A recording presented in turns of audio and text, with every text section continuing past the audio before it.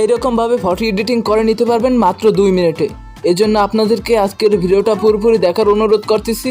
আর এখনও যদি চ্যানেলটিকে সাবস্ক্রাইব করে না থাকেন, নিচ থেকে সাবস্ক্রাইব বাটনে ক্লিক করে সাবস্ক্রাইব করে নেবেন। চলুন ভিউয়ার্স, ভিডিওটি শুরু করা যাক। এজন্য সরাসরি লাইটরুম মোবাইল অ্যাপ্লিকেশনটিকে ওপেন করে নিলাম। আপনারা চাইলে গুগল প্লে স্টোর থেকে অ্যাপসটিকে ডাউনলোড করে নিতে পারেন। এরপর নিচ থেকে ইমেজ প্লাস অপশনটাতে সিম্পলি একটা ক্লিক করে নিলাম। এরপরে একটু লোডিং নিতেছে, লোডিং নেওয়ার পরে কিন্তু গ্যালারিটা ওপেন হয়ে যাবে। এরপরে গ্যালারিটা ওপেন হয়েছে, গ্যালারি থেকে আমরা একটি ইমেজ সিলেক্ট করে নিচ্ছি। এখন আমরা যে ইমেজটিকে এডিট করবো সেই ইমেজটাতে এখান থেকে টাচ করে নিচ্ছি। এরপর নিচ থেকে অ্যাড অপশনে সিম্পলি একটা ক্লিক করে নিচ্ছি। এরপরে ফটোটা ইম্পোর্ট হয়ে অল ফটো অপশনে চলে এসেছে।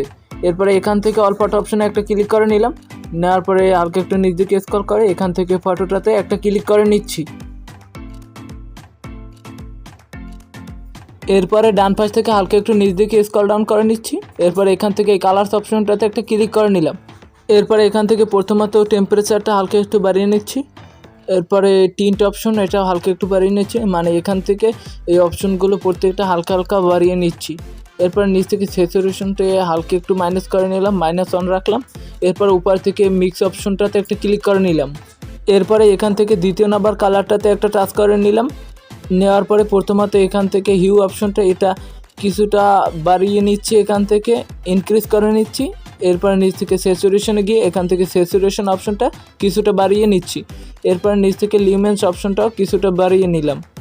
এরপরে উপর থেকে তৃতীয় নাম্বার কালারটাতে একটা ক্লিক করে নিলাম। এখান থেকে এই স্যাচুরেশন অপশনটা +100 করে নিলাম। এরপর নিচ থেকে লিউমেন্স অপশন, এখান থেকে লিউমেন্স অপশনটা হালকা একটু বাড়িয়ে নিলাম। এরপরে একইভাবে চতুর্থ নাম্বার কালারটাতে একটা ক্লিক করে এখান থেকে স্যাচুরেশন অপশনটা একদম আবার 100 নিলাম। এরপর নিচ থেকে লিউমেন্স অপশনটা হালকা একটু বাড়িয়ে নিচ্ছি।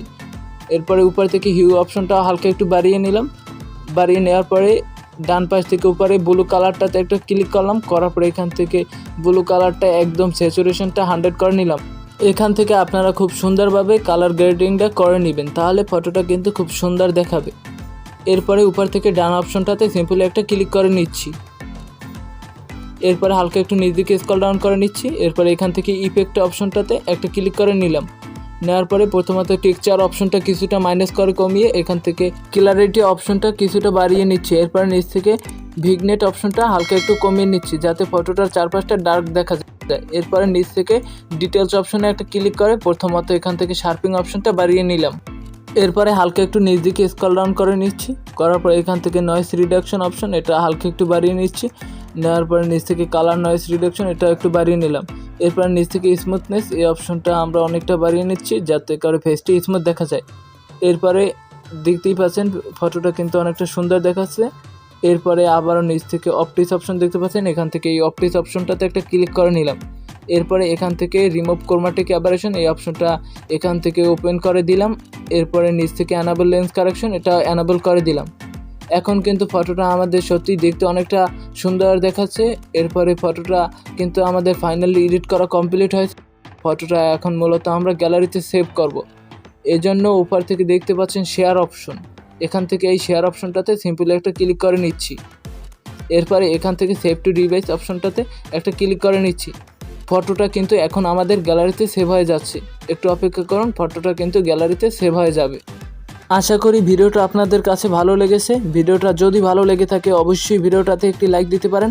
আর এখনও যদি চ্যানেলটাকে সাবস্ক্রাইব করে না থাকেন, নিচ থেকে সাবস্ক্রাইব বাটনে ক্লিক করে সাবস্ক্রাইব করে নেবেন।